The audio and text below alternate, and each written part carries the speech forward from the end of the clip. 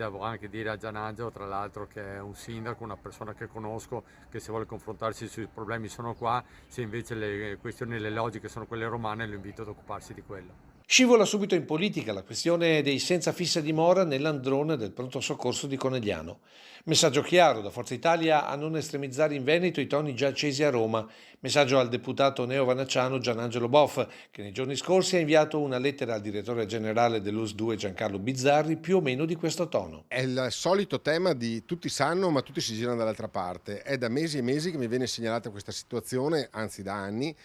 dove alla sera i senza tetto vengono messi a dormire, a bivaccare nella hall dell'ospedale, dove devono entrare persone che hanno problemi sanitari, immunodepressi, persone che devono recarsi al pronto soccorso, il personale che deve muoversi all'interno dell'ospedale in una situazione di degrado, di igiene e in una situazione di anche percezione di pericolo. Dalla direzione sanitaria è arrivata puntuale la risposta che sottolinea come tutto sia controllato costantemente e che a presenze notturne il numero sia decisamente contenuto. Tutto questo comunque il direttore Bizzarri lo sta discutendo con il comune di Conegliano che sta già ultimando una struttura in via Lourdes. La soluzione dell'ospedale è una situazione che non ci piace per nulla, ne ho parlato col direttore generale Bizzarri, stiamo cercando una soluzione che a Conegliano ci stiamo lavorando da tempo, tant'è che inaugureremo a breve la struttura di posta che permetterà il sollievo da alcuni di questi,